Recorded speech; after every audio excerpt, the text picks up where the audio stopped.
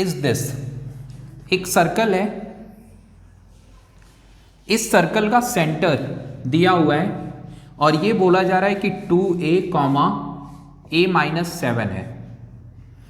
Find the value of a if the circle passes through the point, suppose करो ये diameter है और circle पास हो रहा है इस पॉइंट से, तो ये पॉइंट हम ले लेते हैं 11, -9। रेडियस ऑफ द सर्कल दिया हुआ है 5√2, इतना 5√2 है। तो ये पॉइंट A, ये O, ये B ले लें, तो OB के बीच में अगर हम डिस्टेंस फॉर्मूला लगाएं तो डिस्टेंस भी है, 2 पॉइंट भी है, A की वैल्यू निकल जाएगी। चलिए डिस्टेंस फॉर्मूला लगाते हैं। सो डिस्टेंस फॉर्मूला होता है क्या है? सो ये होता है √x2 - x1 पे whole square and plus y2 - y1 पे होल स्क्वायर, ये होता है डिस्टेंस फॉर्मूला। अब यहां पे डिस्टेंस दिया हुआ है 5√2 और यहां पे हम इसे x1 डील कर लेते हैं, इसे y1, इसे x2, इसे y2। अब वैल्यू आप पुट कर लीजिए। x2 क्या है? तो ये है 11 माइनस x1 क्या है? 2a पे होल स्क्वायर प्लस y2 क्या है?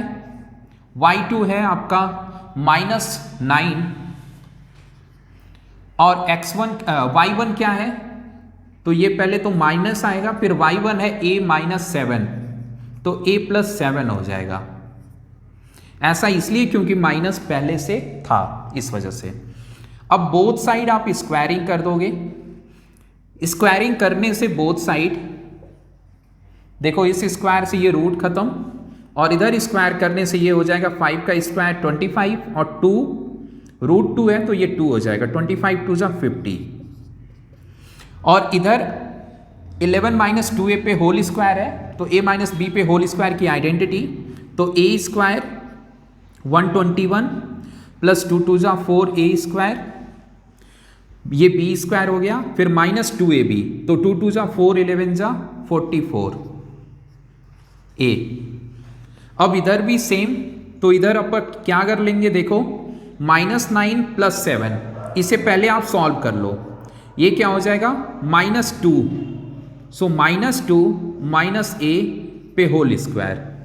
ऐसे आप कर सकते हो, या तो आप इसकी जगह पे अगर ज़्यादा प्रॉब्लम हो यहाँ पर आइडेंटिटी लगाने से, तो माइनस आप कॉमन लेगा, माइनस अगर कॉमन ले लिया आपने तो स्क्वायर की वजह से वो पॉजिटिव हो जाएगा और अंदर आपको a+2 मिल जाएगा।